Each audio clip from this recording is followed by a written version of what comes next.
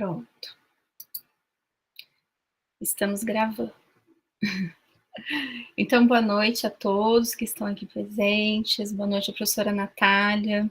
Professora Natália, muito obrigada por estar aqui com a gente hoje. É uma grande alegria para a gente poder tê-la conosco conversando sobre as suas pesquisas, sobre gênero, feminismos.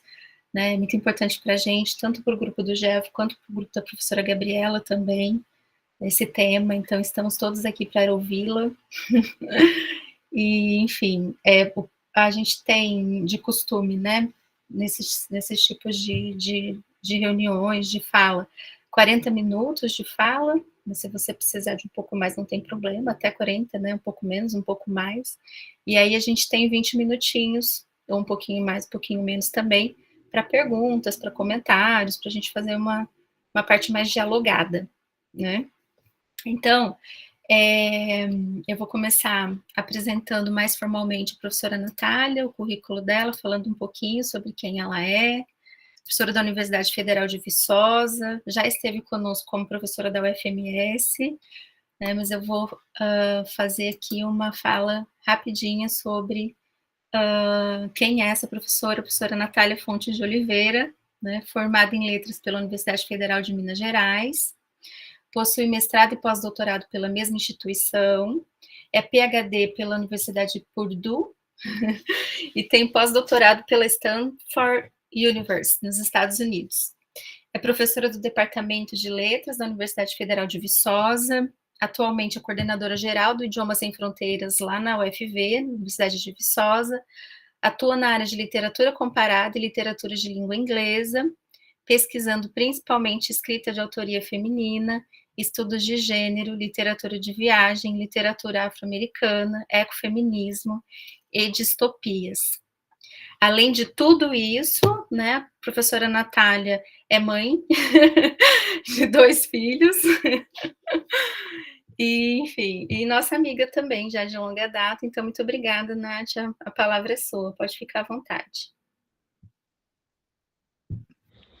Muito obrigada, Fabiana, pelo convite, pela apresentação, pelas palavras, por ler um pouquinho da minha trajetória. Eu nunca me acostumo, gente, a ser apresentada, e aí a pessoa vai falando que eu já fiz, até eu fico assim, nossa, gente, pode ser mais legal com a gente mesma, né? A gente tem uma longa trajetória, e aí sempre sobrevivendo, né? Que a gente sempre acha que esse semestre tá mais corrido, mas a gente vai dando conta. Então, muito obrigada pelo convite, pela parceria, pela troca, né? Então, assim, eu espero que a fala de hoje seja bacana para o seu grupo de pesquisa, para o grupo da Gabriela também, talvez, quem sabe, que seja o primeiro, né, de muitos diálogos. Eu sou super a favor da interdisciplinaridade, sabe? Então, eu acho que esses encontros, quando possível presencial, melhor ainda. Eu tive a oportunidade recentemente de estar na Federal de Alagoas, e assim, é maravilhoso quando a gente tem essa oportunidade presencial, mas quando não, só de ter esse encontro online, é tão bom, é igual você falou, nós somos amigas, e aí o tempo que a gente está conseguindo tirar um pouquinho para se ver, está sendo esse momento, de uma troca de trabalho, então acaba que a gente mistura um pouquinho o pessoal também, né? Então, assim, que seja então mais momentos do trabalho, sabe, Gê? Estou feliz demais porque eu já passei pela UFMS, foi a primeira instituição de ensino qual eu lecionei, que eu aprendi muito, e que foram que eu fiz 2 grandes amigas, né, que são aí hoje, a Fabiana e a Gabriela. Gente, eu vou projetar aqui a minha apresentação para hoje, para a gente já começar. Deixa eu ver aqui. Tem vezes que eu sou mais bem-sucedida nessas apresentações, sabe? Espera aqui.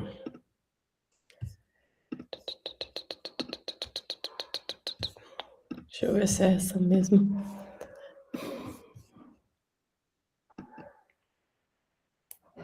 Vocês estão vendo a minha tela, né? Sim. Agora sim. Uhum. Estamos. Tá em modo de apresentação, né? Tá certinho. Uhum. Então, perfeito.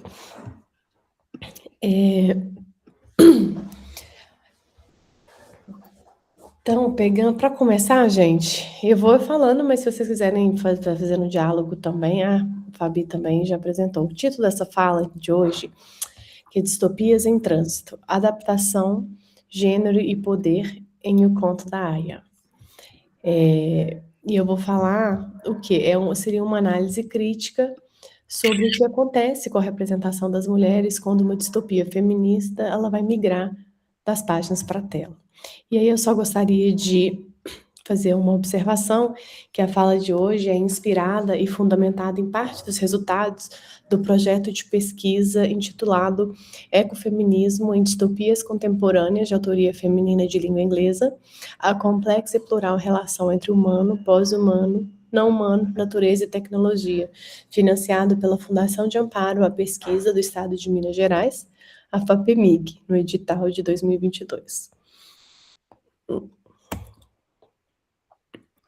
Bom, da página à tela. Ao ser adaptado para a televisão, a crítica feminista de Margaret Atwood é parcialmente tensionada por convenções visuais da cultura midiática contemporânea, que transformam o corpo feminino em espetáculo, estetizam a violência e reposicionam a resistência coletiva em uma narrativa centrada ao heroísmo individual. Essa palestra não questiona a fidelidade de adaptação.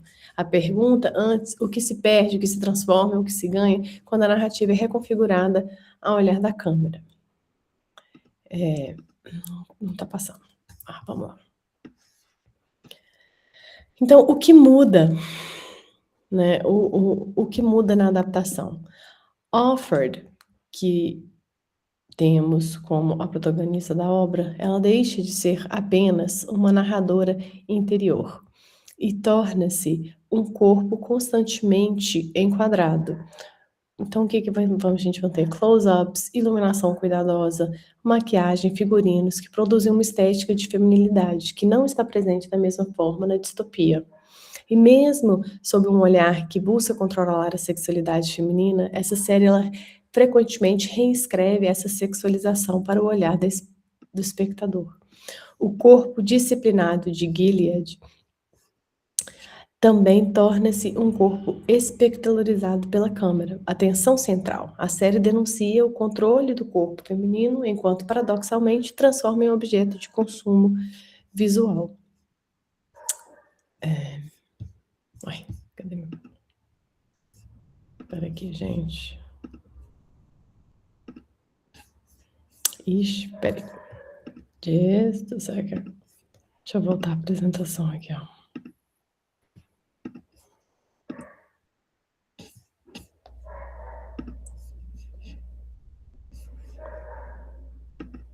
Alright. Não tá passando.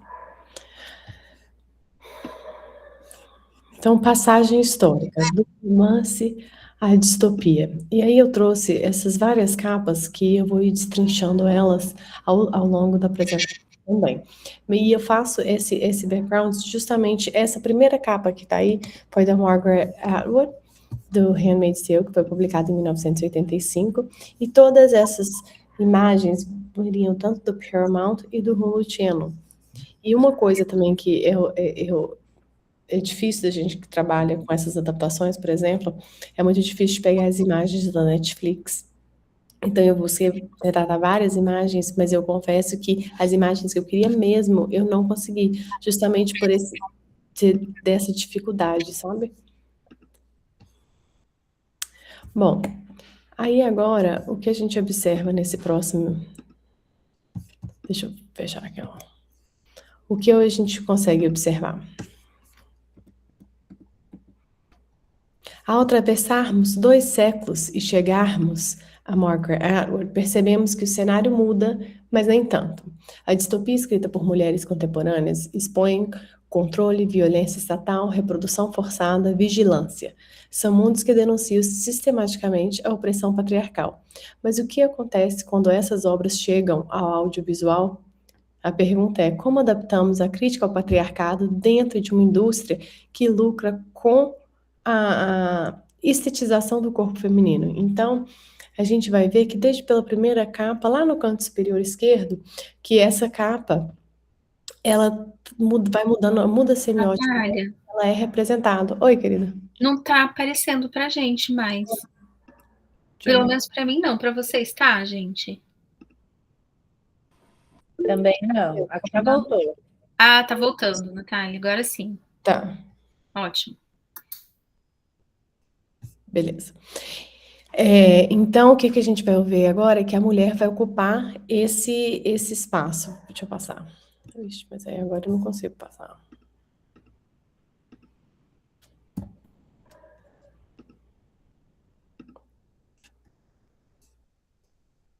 Eu tô tendo. Pera aqui, gente. Deixa eu parar e fazer outra coisa aqui, então. Que aqui tá errado no meu computador.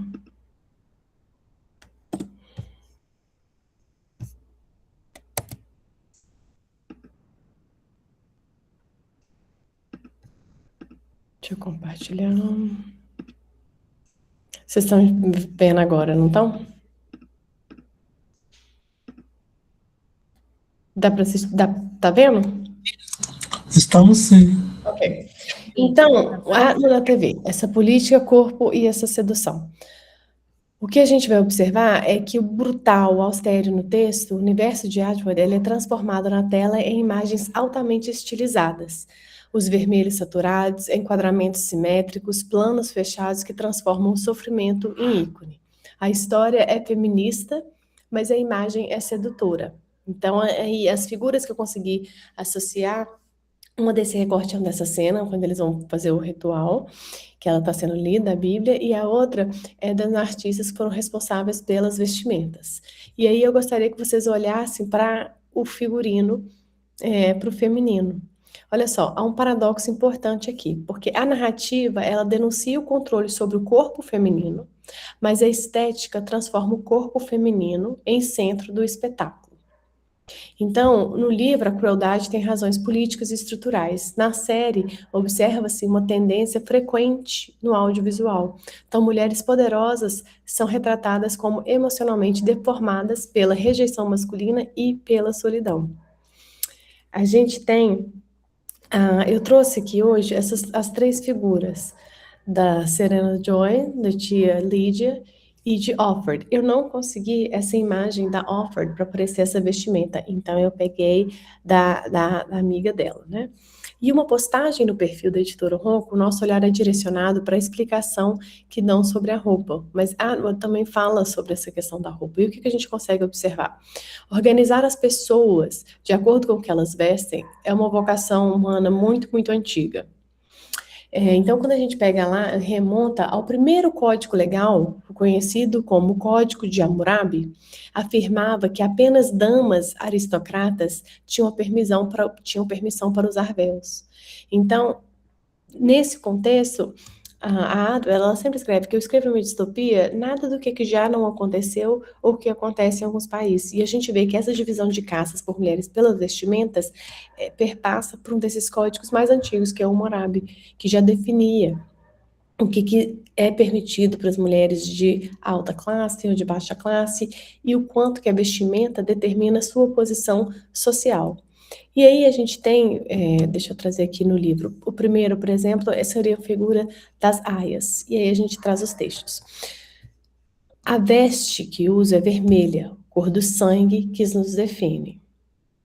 As asas brancas emolduram meu rosto, impedindo-me de ver para os lados. Eu só posso olhar para frente. Então, o que está querendo dizer? A quase que é aquele capacete que as aias são obrigadas a usar, que funciona muito com aquela viseira. Você já viram a viseira de cavalo? Que só pode olhar para frente? E com as aias, aquela viseira branca funciona da mesma forma. Para as aias, tudo é vermelho. Para as aias, tudo é vermelho. Vestidos, luvas, véus, somos caminhantes de útero. Os meus sapatos são vermelhos também. Não podemos tropeçar. Então, o que a gente observa? Que todas, para você rapidinho, você está andando, você já sabe qual é o posto daquela mulher e o que ela pode e o que não pode fazer. Cada mulher tem a sua posição social e papéis muito bem definidos. A cor, a vestimenta ajuda a ver de longe. E aí o que a gente vê agora nessa adaptação para a minissérie é que essa parte aqui do ombro, ela fica exposta. A gente vê o pescoço, a gente vê essa linha, quase que seria um decote. A manga já não é tão comprida, é quase que uma manga 3/4. Elas têm uma capa e depois elas colocam aquele chapéu. A bota já é uma bota marrom, pesada e dura. Então, mas observe, por exemplo, como que é estilizado a vestimenta. Ela modera o corpo, ela acentua as características femininas. Então, ela, ao mesmo tempo que está dando um protagonismo para essa mulher, ela está diante de um protagonismo como um objeto, ela está sendo sexualizada. E isso é uma coisa que a gente observa bastante em qualquer coisa que vai adaptada para a tela, e eu vou falar um pouquinho mais sobre isso, como que o corpo da mulher está ali como centro, como um objeto, e tem que ser um objeto desejável. E aí, o que a gente observa? A June transforma-se em uma protagonista visualmente atraente e heróica. A sobrevivência cotidiana do romance, da distopia, cede espaço a uma narrativa de ação e resistência espetacular, o que pode empoderar, mas também pode simplificar a ambiguidade original. Porque na distopia, a Alfred, ela está relutante. Eu vou resistir, eu não vou. Ela fica naquela luta ali. E aí, o que a gente vê na minissérie, ela vai assumir quase que uma posição heróica. Outra figura interessantíssima, que vai ganhar outra proporção também na adaptação, é da Serena Joy. E aí, no livro, a gente vê, ainda falando sobre as vestimentas, né? As esposas vestem azul, como pinturas da Virgem Maria. E teriam outras descrições. Essa eu achei mais emblemática. E aí, compare. Esse azul, olha como que ele é um azul forte, saturado. De novo, parte das mãos está exposta. O coque, ele é rígido, ele é posto como sistema de... ela tem uma postura elegante. O sapato elegante, tem aquela meia que combina, tem uma fluidez, não é até os pés. A gente consegue ver ali um pouquinho do tornozelo. Quem lembra dos livros de José Alencar, quando eu estava lá, que podia ver, nossa, eu vi o tornozelo daquela donzela. Então tem essa questão. Ela é também sexualizada. E é uma roupa altamente estilizada que ela tá com essa capa e quando ela tira as roupas que ela fica em casa, elas também reforçam os peitos, a cintura, as pernas, todo o código. Então, ela ganha um protagonismo que ela não tem na obra. Na obra a gente fica quase achando que a Serena é uma mulher mais velha, que já não pode ter filhos, e associa ela com o sistema. Aqui na minissérie, ela vai ficar em paralelo com a Alfred. E ela, ao mesmo tempo, é uma mulher que vai ser completamente também objetificada e ela vai ser muito sensual. Ela também vai ter toda a sua história ali voltada para as telas, para o meio gays.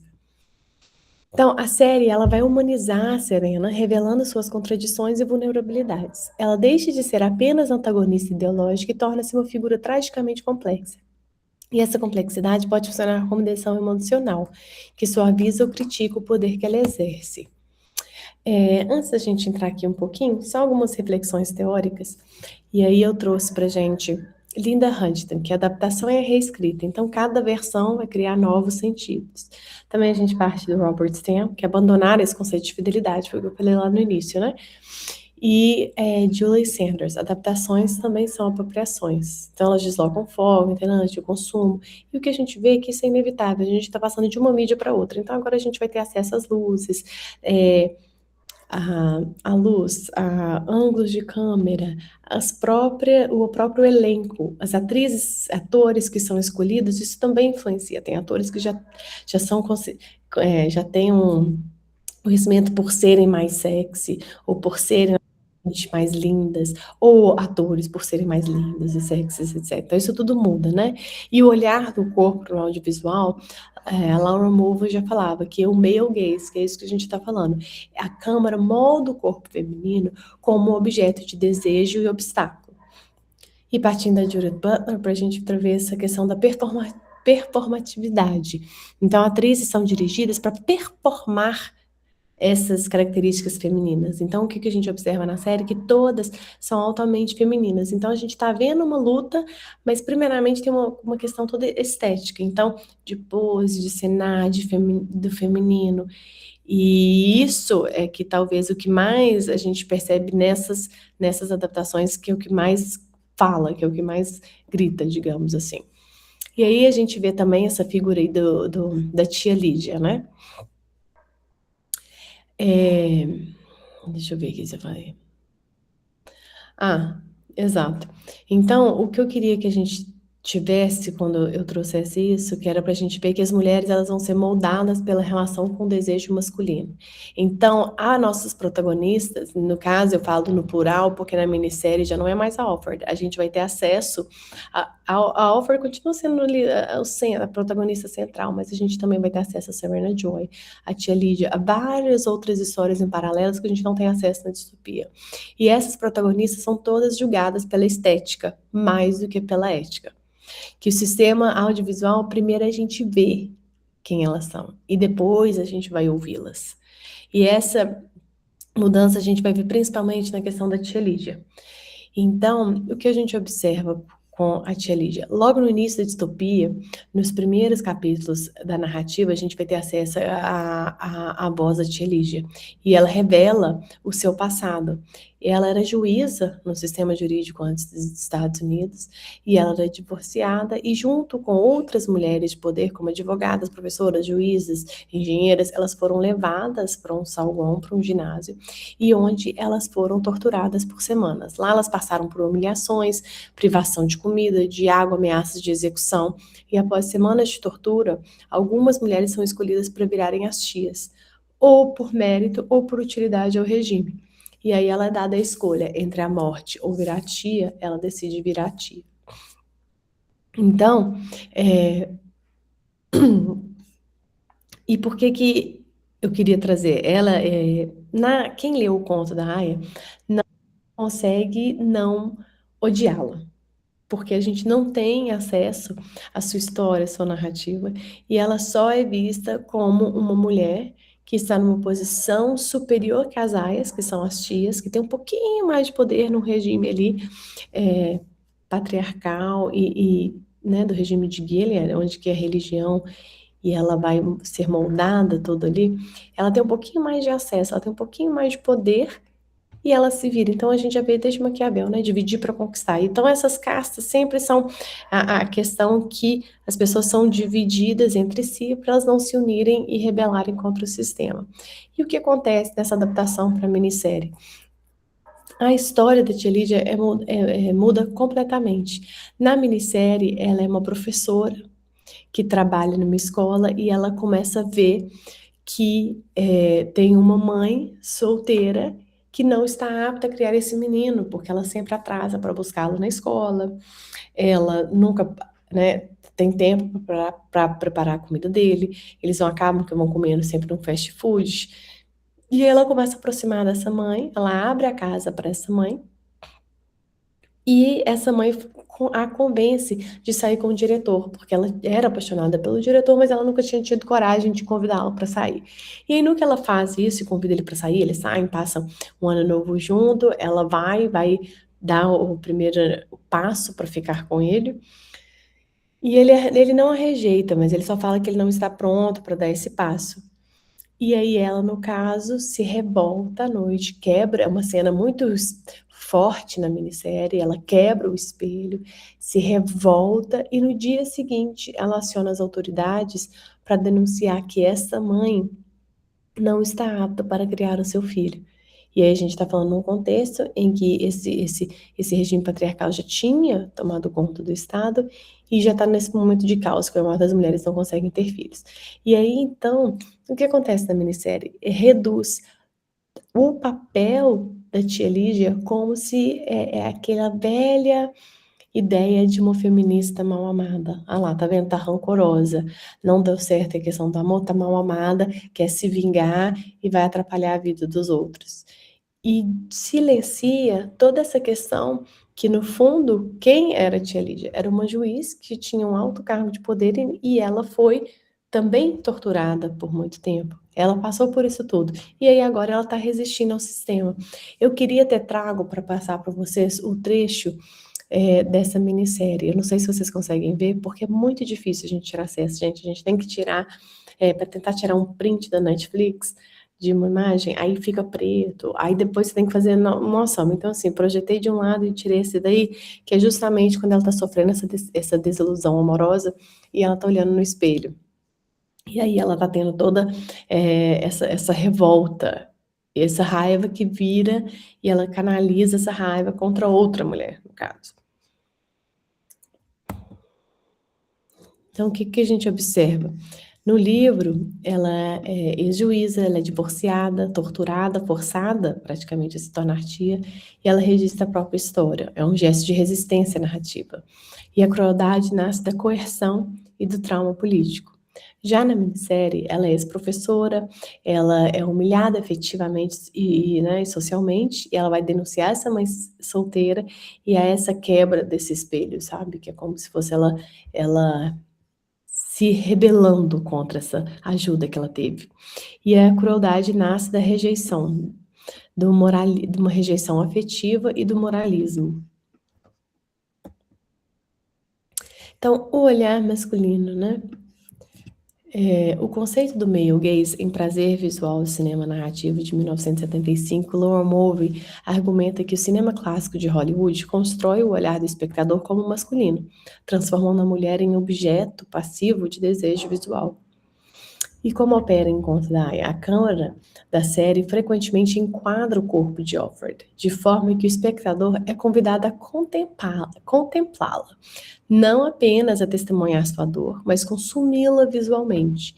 A estética do sofrimento feminino torna-se sedutora. A série denuncia o controle patriarcal do corpo feminino e pode, paradoxalmente, reduzir esse mesmo controle, ao transformar a dor em espetáculo cinematográfico para o olhar público.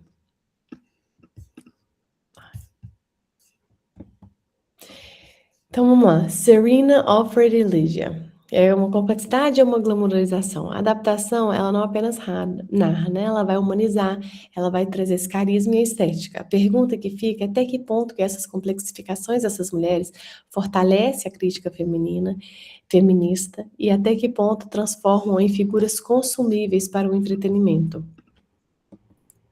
O outro aspecto que a gente tem também na minissérie, que é bem gritante, é a violência como espetáculo. Então, na distopia, as violências são narradas, sugeridas e muitas vezes lembradas. A imaginação do leitor é o espaço onde o horror se constrói. E essa mediação cria uma distância crítica que preserva a agência interpretativa. A violência elíptica sugerida, narrativa interior e subjetiva, e o leitor fica imaginando muitas vezes esse horror. Já na série, a adaptação mostra explicitamente o que essa distopia sugere. A câmera não poupa o espectador, é justamente essa exposição que levanta a questão central. A visualidade produz denúncia política ou um consumo estético do sofrimento? A violência explícita e visual tem cenas que as aistas se juntam e vão apedrejando a mulher. Então a crítica, a pergunta fica, a constante exposição da dor feminina denuncia ou faz um consumo da estética do sofrimento, né? E o que está em jogo na adaptação? O corpo, então, como a gente falou. De narradora interior, o corpo despecularizado pela câmera. O olhar de Mulvey opera mesmo em narrativas que pretendem criticá-lo. O que a gente fala é que, inevitavelmente, quando vai para o cinema, quando vai para telas, o male gaze já está atuando ali.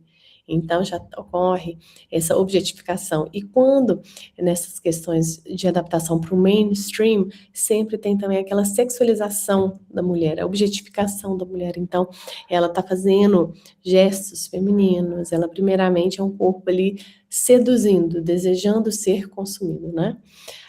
As personagens, a humanização e carisma podem suavizar a crítica, transformar antagonistas em figuras emocionalmente consumíveis, que é o caso da Serena Joy também. Então a gente também vai ter todo esse contexto ao seu lado. Então é impressionante como que a Serena Joy, ela é mais humanizada na série, mas é porque ela tem aquela beleza padrão. O corpo dela é objetificado, é estilizado, toda a sua vestimenta é estilizada, ela torna-se um objeto a ser consumido. Então, ela é sexualizada ali, toda a para ser consumida. Já a tia Lígia, ela é completamente rechaçada, ela não tem aquele corpo ideal do feminino, ela é uma mulher mais velha, mulheres mais velhas geralmente sempre também são retratadas como as vilãs, não tem espaço para mulher velha, né? E o que acontece com ela? Ela já é a sua voz, a sua experiência já é completamente reduzida, porque ela sim vira vilã, vira aquela feminista mal amada, mulher mal resolvida, que agora começa a atrapalhar e fazer crueldades contra as mulheres. Então, de certa forma, o que é desejável ganha todo esse lado mais, digamos assim, sedutor e mais acolhedor e agora ela também é emocionalmente consumível. Agora já a tia Lígia já vai para o completo oposto, que é aquela mulher que não tem aquela beleza padrão, é mais velha e é aquela lá mal amada. A violência visual do sofrimento feminino denuncia ou explora, que essa que é a linha também tênue entre a política e o espetáculo. E a transformação, outra coisa que a gente pega também, a transformação em heroína individual empodera, mas ela também simplifica. A ambiguidade política cede ao arco narrativo satisfatório. Então a gente vai ver que a Offred na tela, ela realmente é aquela heroína, quase que o seriado vira uma questão de herói, sabe? Ela lutando e ela conseguindo, e ela cada vez mais ela conseguindo coisas impossíveis. Ela realmente assume essa coisa de heroína. E aqui só para trazer uma citação da Margaret Atwood, o livro critica o controle biopolítico do corpo. A série intensifica a estilização da dor e transforma mulheres poderosas em figuras marcadas por trauma ou por rejeição. Em trânsito da página para a tela, a distopia de Atwood não apenas muda de suporte, ela reconfigura as formas de ver, consumir e interpretar o corpo feminino, transformando a resistência em espetáculo e a sobrevivência em heroísmo. Quando a distopia chega às telas, a mulher deixa de ser apenas o sujeito narrativo e corre o risco de tornar-se também objeto do olhar, inclusive o olhar daqueles que pretendem libertá-la. E aí, olha que simbólico que é essa capa, né, de uma das temporadas do Handmaid's Tale. A Offred, ou June, na parte de trás, a Serena ali do lado, e o que a gente acabou de falar sobre o Código de Urumai, que é um dos mais antigos que a gente pega lá, é que as mulheres de castas mais altas que eram permitidas de usar véu, só mulheres aristocratas ou altas que podiam usar véu. E aí a gente tem a esposa aí na capa usando um véu, mas ela também, né, tá com aquela maquiagem, a gente tem o olhar entre a outra, tem sempre essa coisa, né, colocando umas duas ali, elas não estão mais, elas podem até estar lutando uma contra a outra, mas as duas estão altamente ali, estilizadas, seja com corte, com maquiagem, com olhar. E a adaptação não é traição, né? É uma tradução com consequências. Cada escolha estética vai carregar uma posição política sobre o corpo, gênero e poder. E eu acho que é essas análises, essas escolhas que é importante a gente ter um ato crítico e necessário. E aí olha já essa capa aí, por exemplo.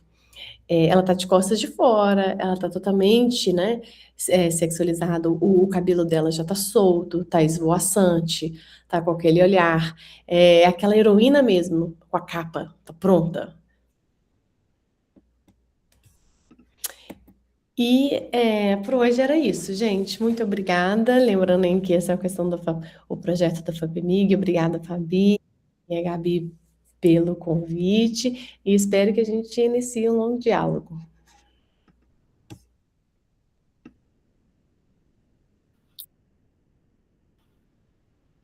Obrigada, Natália. Estou aqui encantada com o seu trabalho. Nossa, principalmente, né, porque você fala dessa viagem, né, Natália, dessa mudança, dessa passagem do livro para a tela, né? E aí eu fiquei pensando, você mostra isso com essa sua leitura que você faz, né? Mas como que essa objetificação do humano via corpo, principalmente do corpo feminino, vende, né? Atualmente, assim, você fala das séries, mas eu acho que isso também vai nos chamar muita atenção para o que acontece nas redes sociais, né? Como é que a gente sabe, a gente está na época da performance, né? A gente vive na época da performance. E eu acho que, sobretudo nas redes sociais, a gente está vendo a cada dia mais, né, uma revivência do que a Butler já falava há muito tempo sobre performatividade do feminino, né, performatividade do gênero, e como é que a gente vai percebendo isso, né? Como que... E eu fiquei super encantada, assim, quando você fala que essa passagem para a tela vai humanizá-las, torná-las mais carismáticas, né? E acho que estetizá-las, alguma coisa assim, vai pensar nessa coisa da estética, né?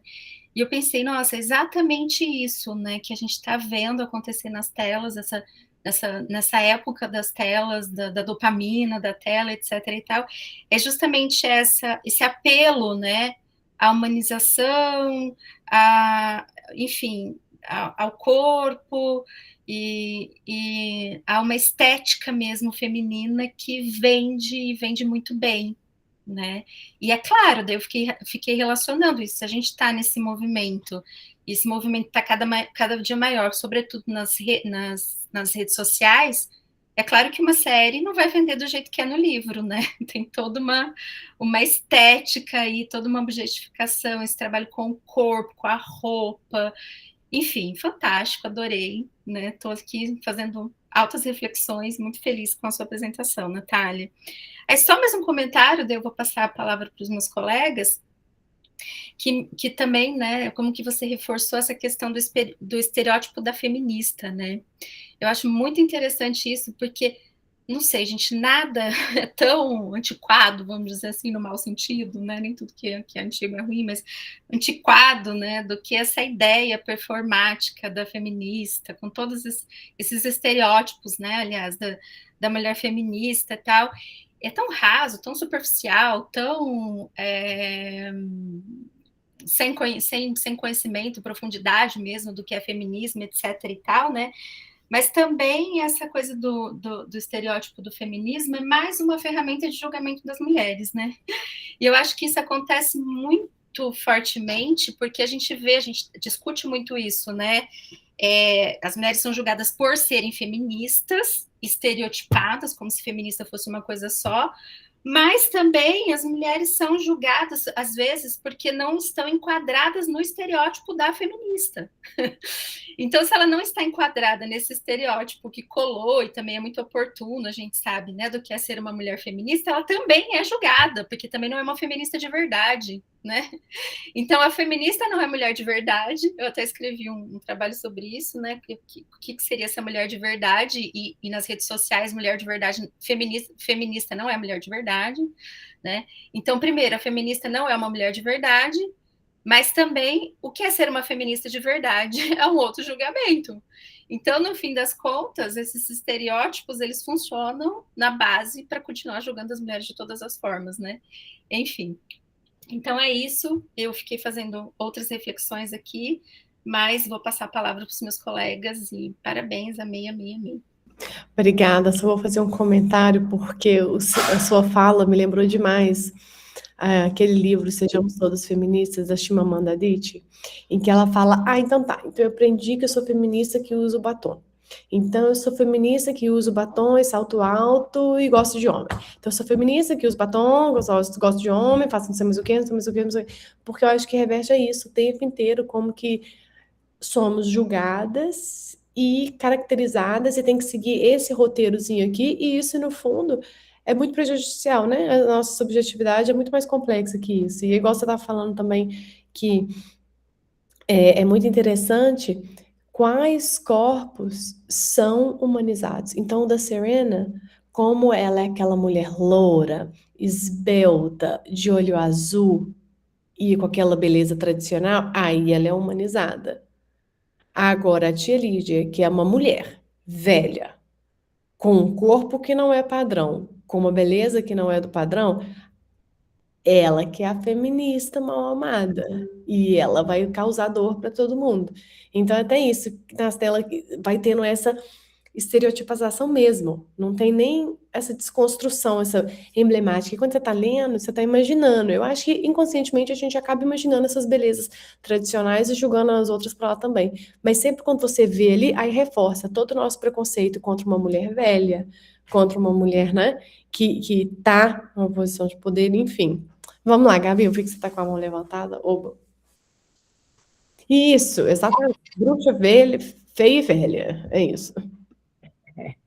Um dia eu falei para minha filha que eu era uma bruxa, ela falou assim, não, mas você não tem verruga. Eu fiquei, ai meu Deus, como é que faz para explicar? Bom, em primeiro lugar, muito obrigada, Natália, assim, foi uma fala também que me levou a pensar muito sobre o meu próprio trabalho, embora não trabalhe diretamente com a literatura,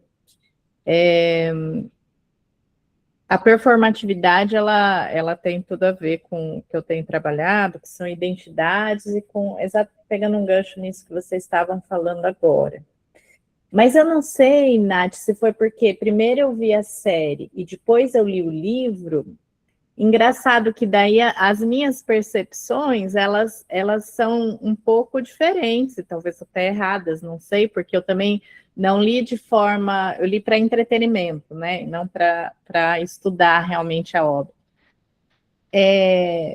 A Serena, por exemplo, a gente sente muito ódio dela na primeira temporada, e na segunda temporada ela é realmente humanizada e você passa a sentir empatia e gostar dessa personagem. A tia Lídia, a gente passa 5 temporadas tendo ódio dela, né? Justamente, eu não tinha me atentado a essas questões que você colocou, né? Pela performatividade, assim, pela identidade transportável dela, que é aquela identidade que a gente carrega, né? Que era isso que vocês estavam falando. No entanto, na sexta temporada, quando finalmente... Você viu a sexta? Ela é bem recente, assim. Ela finalmente é um pouco humanizada, mas não como a Serena, né? Então, eles trazem esse momento que ela vai lá para o estádio e elas são torturadas, inclusive junto com aquela outra tia, que na série é uma japonesa, mas eu não lembro o nome dela.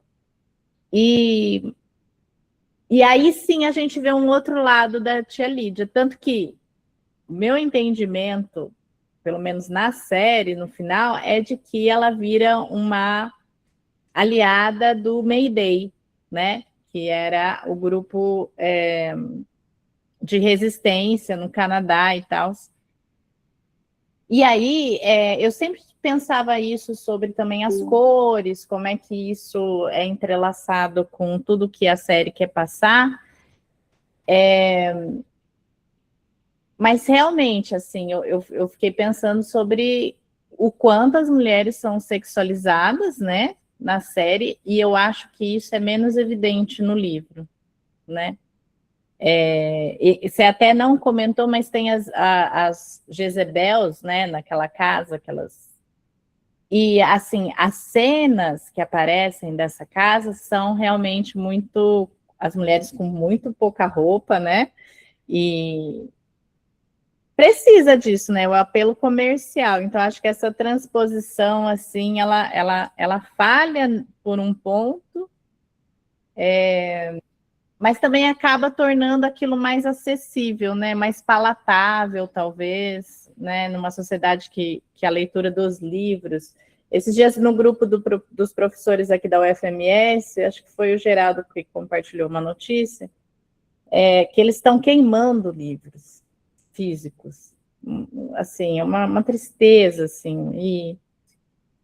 Enfim, eu queria só comentar essas impressões que eu tive da série e dizer que eu gostei muito do seu trabalho e fiquei tendo aqui um monte de ideias para a gente fazer mais coisas juntas. Obrigada.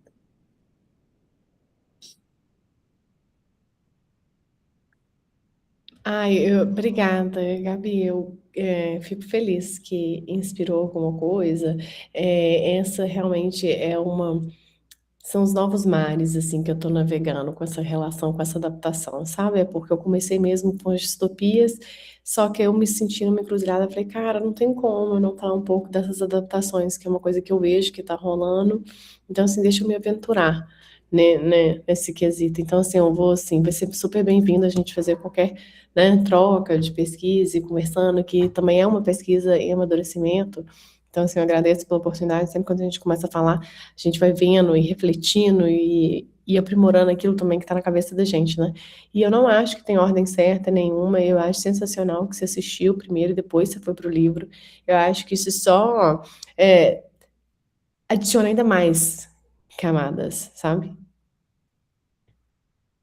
Acho que tem o Elton também, tá com a Tem mão uma levanta. pergunta no chat, mas o Elton tinha levantado a mão, então pode falar primeiro, Elton. Depois eu passo para você a pergunta, Natália. Obrigado. Eu não sabia se fazia pergunta no chat ou se fazia aqui falando, Tanto né? faz, é à Tá vontade. bom. Aqui é tudo à vontade. Perfeito. Então, gostaria de agradecer pela sua fala, né? Foi muito interessante. Eu sou colega da Gabriela e da Fabiana, mas a gente não se conheceu, acho que você esteve aqui antes, né? ah, do que a minha chegada aqui na UFMS, e também estou representando o grupo do Literatura e Utopia, né? Então, a gente tem 3 grupos de pesquisa, assim, porque, não sei se você conhece o Literatura e Utopia lá da UFAL, que é coordenado era coordenado pela professora Eugenie Cavalcante, e daí eu, né, enfim, vim representá-los aqui, e fiquei bastante feliz, assim, bastante contente de participar, também porque neste semestre eu estou dando uma disciplina, lá, uma pós-graduação, que é sobre literatura e audiovisual, e a sua fala foi muito, né, assim, foi muito, assim, parecida, assim, foi muito, né, ressoou bastante com as coisas que a gente tem discutido nas disciplinas, porque parte dela foi sobre adaptação, né, e agora os alunos estão apresentando seminários sobre adaptações, assim, fazendo análises muito parecidas com essa que você fez, né, comparando o original, seja texto ou outro tipo, né, e a sua adaptação. E aí a minha pergunta vai na direção de como é que a gente consegue, dentro de uma perspectiva talvez de um fazer audiovisual feminista, estratégias, né? Que tipo de estratégia você sugeriria que poderia ser usada para desobjetificar as mulheres, né? Como é que então essa equipe, né, de direção, de produção e tudo mais poderia evitar esse tipo de questão que acontece, né? E que é claro que é bastante antissistema, né? Antissistêmico, assim, mas que de alguma maneira seria um fazer mais feminista nessa proposta, né? O que a gente poderia então tirar dessa que existe, né? Já tem a adaptação e tudo mais, mas como a gente poderia talvez mitigar um pouco essa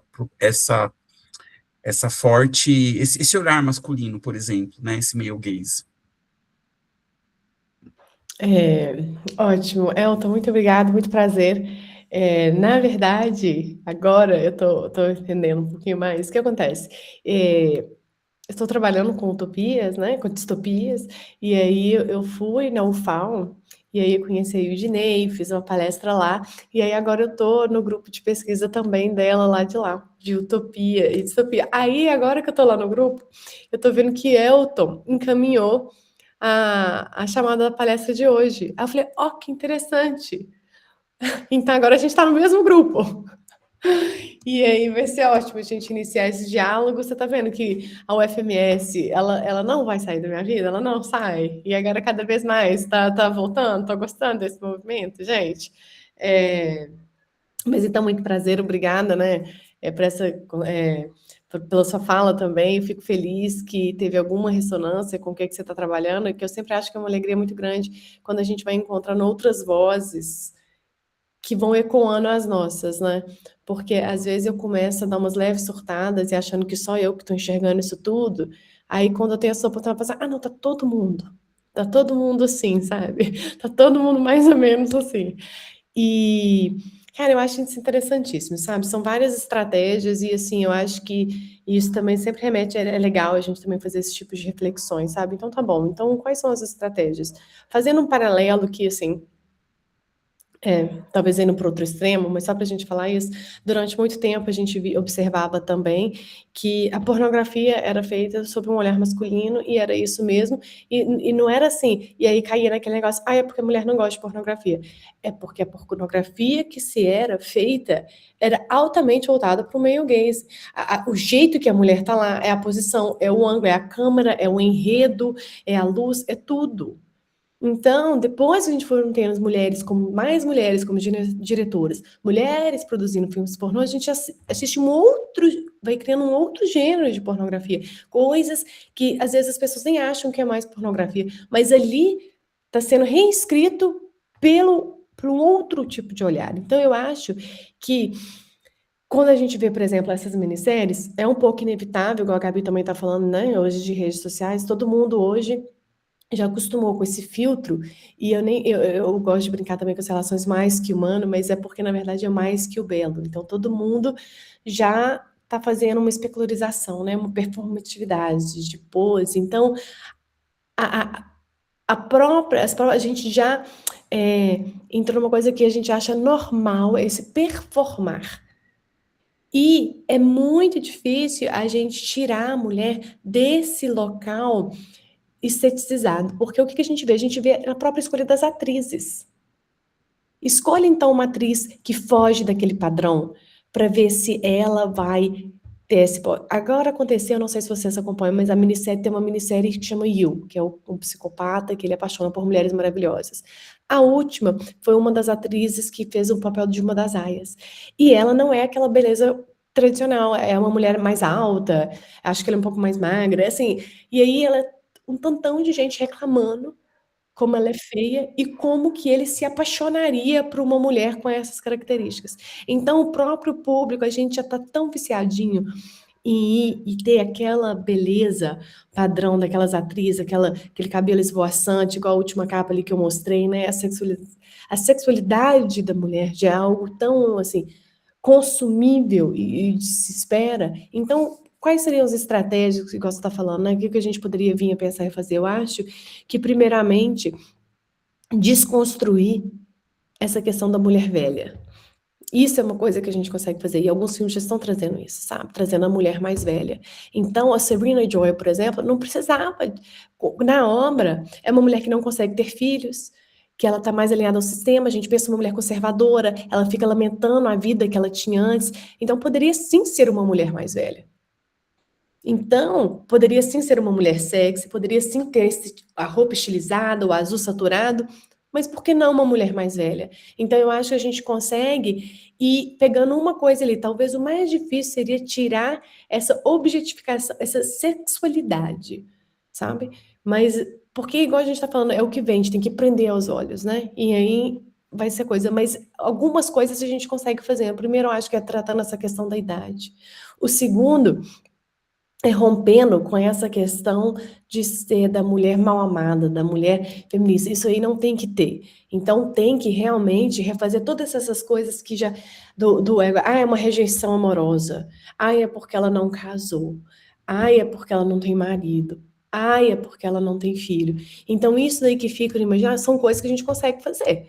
Então, se já seria, não tinha que estar trazendo nada disso, não tinha que estar trazendo já essa carga. Então, tem que desmantelar. Eu acho que são vários aspectos que a gente consegue estar trabalhando nesse sentido. Próprios close-ups. Então, sabe, né? Caras e bocas. Não tem que ser tanto assim. E até a própria posição. Onde que a câmera, onde que tá dando zoom? É na hora que ela tá falando, que tá fazendo um zoom na cara dela? Ou é na hora que ela tá sentando? Ou é na hora que ela tá com uma pose, na hora que ela tá correndo e o cabelo tá esvoaçando. Os cortes de cena também, o que passa onde que passa de um olhar para um e o olhar para o outro. Então, acho que vão tendo várias essas questões que quanto mais formos tendo diretoras, mulheres, mais a gente vai conseguindo desvencilhar, se não diminuir uma mulher sexualizada ali, mas diminuir a objetificação, como que ela é associada numa posição de objeto. E o zoom não sendo no corpo, e sim enquanto ela está falando, enquanto ela está agindo, fazendo alguma coisa. E aí eu acho que eu acho que a crítica é justamente isso, sabe? A gente vai destrinchando e vamos falando, e vamos tendo pessoas que já têm essa consciência assumindo e produzindo mais, que aí a gente vai conseguindo ter essa inserção e essas mudanças, esses paradigmas. Se alguém quiser acrescentar, se falar alguma coisa, né? Não sei, gente. Tá tudo aberto, né? E você sabe, Nath, que eu acho que diante das outras séries e de outras transposições que a gente já viu, ainda nem acho a The A Handmaid's mais Tale. problemática, né? Não acho. Até porque a Elizabeth, que é a atriz que faz a Offred, ela não é assim, embora ela seja loira e um corpo razoavelmente magro, assim, o rosto dela não é tão simétrico, ela mesma teve 2 bebês durante as temporadas, e aí tinha temporadas que ela estava mais cheinha e tal. Acho que dentro do mundo, principalmente hollywoodiano, né, ainda nem é tão ruim, sabe? Nem Tem piores, tem piores. De estratégias e porque eu acho, se eu não me engano, alguns episódios quem dirigiu foi a Elizabeth, que é a atriz, né? E aí você vê que são episódios que realmente essa coisa do male gaze que você trouxe fica diferenciado. O olhar dela de diretora é diferente dos outros episódios, sabe? Que não é todos que ela dirige. É interessante demais. Isso em si é uma coisa que a gente já pode escrever junto, tá vendo, Gabi? Comparando os episódios pela direção dela. E vejo direção claramente, né? Tem que pôr no papel mesmo, gente. Né? Essas ideias tem que pôr no papel mesmo, elas não podem se perder, é isso mesmo.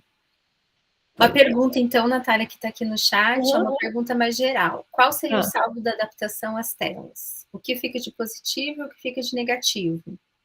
Por que adaptar o livro, ainda com essas questões, gera um debate em um público mais amplo?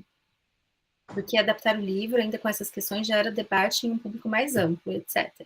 Ainda que pela sua análise e adaptação, ainda usa os filtros de consumismo do patriarcado.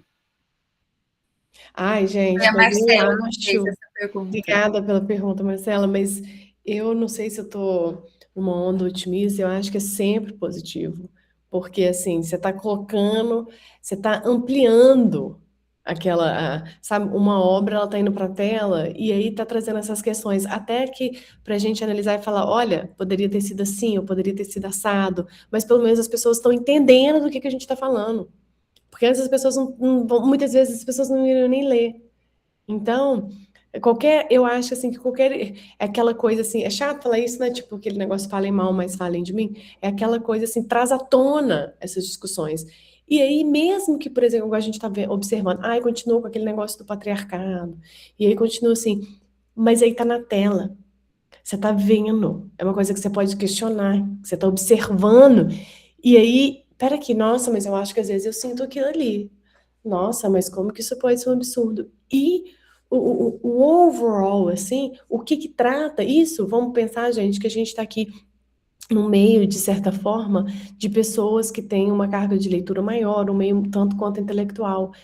Porque essa série, o que ela realmente traz é como que, e rapidinho, mulheres ou qualquer grupo minoritário pode perder seus direitos. A gente acha que direitos estão ali, sabe, set on stone, e a gente já conquistou isso, e estamos ótimos, mas na verdade não, direito vai e volta o tempo inteiro, sabe? Então, o que essa série mostra é que por muito pouco, qualquer caos que acontece, primeiro corpo a rodar é o da mulher. Então, aconteceu que mulheres não estão engravidando, vamos cercear, vamos separar, vamos coagir, é porque a mulher não deixou de ficar em casa, porque a mulher não está fazendo mais seu papel, aí tá vendo? Então, assim, primeiro corpo a rodar é o da mulher. E aí, eu acho que essa série traz em voga muitas coisas importantíssimas nesse quesito. No perigo de um estado de Gilead, por exemplo, que é um estado em que a religião, o patriarcado, eles se uniram ali de tal forma que consegue trazer o pior no sentido de que as pessoas agora não podem mais ter acesso, ou ter o livre acesso, não podem mais andar, agora todo mundo é dividido. Então, assim, Eu acho que essa série trouxe muita coisa importantíssima a ser questionada, tanto que ela fez muito sucesso. Foi muito aclamada, né? Mas sim, a gente que gosta de ficar questionando, aí a gente vai debruçando, né? Aí a gente vai esmiuçando. Mas, no geral, ela trouxe à tona toda essa questão do cerceamento, da questão dos direitos das mulheres e qualquer outro grupo minoritário.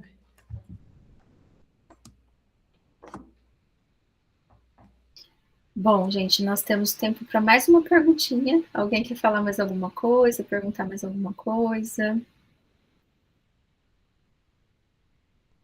Ô, Gabi, então já que ninguém tá falando nada, eu vou comentar com você, que você falou que na segunda temporada a gente tem esse lado, acesso a Serena mais humana, né?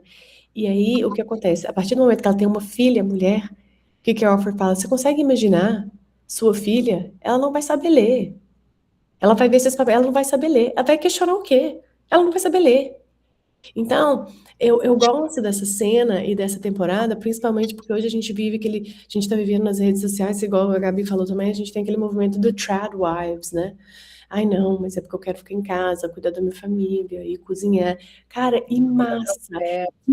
Que legal que você arrumou um homem bacana, rico e maravilhoso, que vai te dar tudo que você quer, vai te dar paz de espírito e nunca vai te abandonar. Ok, mas políticas públicas não são feitas por esses casos. A política pública é feita para garantir o seu direito, garantir que nós temos o direito de ler, de saber, de questionar. E aí eu acho que às vezes as pessoas perdem, na verdade, o que é política pública e o que é o meu desejo pessoal. E fica vendendo essa coisa. E isso é tão perigoso, né, gente? Imagina. Se volta agora, nossa. E é um perigo real, né? Assim, Isso. a gente acha, é distópico. Assim, acho que alguns anos atrás estava mais distópico. Hoje em dia, eu vejo algumas políticas públicas, já que você comentou, do Trump, não está longe, não, gente. Assim, não está longe, né? Então. Sabe o que eu vi e eu fiquei chocada? Que estava tendo um grupo de encontros, esse movimento tradicional, e tinham várias mulheres falando que elas não importariam de abrir mão do voto, porque elas vão casar com um cara que elas acreditam que representam seus direitos e representam bem, e elas confiam no marido. Então, fazendo um movimento de ser um voto por casa. E se isso para mim não soa a coisa mais distópica que eu já ouvi, eu já, sabe, porque tá todo mundo já acostumado que a distopia já tá vivendo as distopias. Uhum. A Lúcia, ela é nossa aluna, ela falou que aqui também não está longe, eu concordo, Lúcia. Ela comentou da lei proibindo o aborto para vítimas de estupro, né? Então, sim. É o controle do corpo feminino, né? Crianças ainda, né, gente? Crianças feminino, mas, pois é, de crianças, que é mais grave, né? Uhum. A gente não está nada longe disso, infelizmente. Matheus, pode falar, Matheus. É uma pergunta, comentário. Eu fiquei pensando no que a Gabriela falou quando foi a atriz que dirigiu o episódio. Eu esqueci o nome da atriz, que ela também foi a diretora, né? Mas É a Elizabeth Moss, eu acho que é o nome dela. Isso, Elizabeth. Aí eu fico pensando, por mais como o cinema ele é sempre feito, e as séries, enfim, são feitas por várias pessoas, por mais que tenha sido ela que tenha dirigido, mas você ainda tem muito provavelmente um operador de câmera que seja homem. Então, como que esse operador de câmera, a agência desse operador de câmera, né, nesse processo de filmagem. E aí você falou, a Natália falou da Malvey, que é um texto que eu gosto muito, que eu ainda estou pensando se eu vou conseguir usar ou não na minha pesquisa, falando com a minha orientadora, que é a professora Fabiana. É porque, para Malvey, se eu não me engano, ela fala que uma forma seria destruir esse prazer visual, né? Ela propõe uma destruição completa, ela é bem radical. Eu fico pensando, será que tem como fazer isso? Porque mesmo quando a gente tem uma diretora, né, que está em posição de poder, o cinema ele é sempre produzido por vários, né? E aí você tem essas pequenas agências, tanto do operador de câmera, mas você tem um produtor, você tem um figurinista. Eu fico pensando de que forma, né, a gente poderia fazer. Então, Matheus, só para complementar, você tem razão. Claro que existe o olhar masculino, mas no caso de alguns episódios específicos, porque eu fiquei obcecada pela série, aí eu fico com hiperfoco, teve alguns episódios que a Elizabeth Moss fez questão de colocar mulheres também fazendo a edição, as outras partes. Ah, que bacana. Acredito que tudo, acho que não teria como. Uhum. Mas, assim, boa parte de pessoas chaves na composição do episódio, ela colocou mulheres. E aí, eu que sou uma mulher, antes mesmo de saber isso sobre o episódio, alguns episódios específicos que ela dirigiu foram episódios que me marcaram profundamente, assim, e que eu chorava copiosamente. Então, assim, o olhar feminino dela, o female gaze, né, nesse caso, ele me toca diferente, talvez por eu ser uma mulher, né? Muito bacana a iniciativa dela, né? Porque e também dela ter conseguido ter feito isso, porque não deve ser fácil, né? Pensando no que é uma produção de Hollywood com um orçamento considerável, porque a série ficou famosa no mundo inteiro. Então, é uma atitude política dela muito interessante. E aí eu acho que entra naquilo que a Natália estava falando de ser esperançosa. Eu era um pouco mais pessimista, mas hoje em dia eu tô me vendo mais esperançoso, assim. Eu gostei da fala da Natália, porque ela me deu também um pouco de esperança. Ai, agora eu fiquei feliz de verdade. Agora eu vou levar. Essa esperança vai ter um gasto por um bom tempo. Ah, ô Matheus, muito obrigado pelos comentários. Eu acho que é um pouco disso. E eu acho que esses encontros trazem esperança, de verdade, porque a gente vê que são várias pessoas que estão questionando, que estão falando, que estão tendo essas mesmas assim, preocupações ou questionamentos que a gente está tendo. E é interessante, igual você está falando, né? Nossa, que legal que ela conseguiu. E isso, a gente nunca pode subestimar também a nossa força como indivíduo, né? Então, foi uma série que fez muito sucesso. Ela é a capa da série. Então, isso também ela vai criando, ela está agora numa posição de empoderamento, e ela começa a conseguir dirigir episódios a partir da temporada 4. Ou seja, não foi ele logo no início, venha produzir com a gente também, porque você tem esse dom e tá. Olha só. Então, demorou alguns anos. Foi um longo processo, e ela sendo a capa da minissérie. Então, assim, eu tô aqui e agora eu tô coisa. Não quer, não? Você já começa. Mas olha o caminho que a mulher então tem que galgar, ela tem que estar lá em cima. Eu sou a principal e eu também quero produzir. Aí já começa a conseguir. Mas então, assim,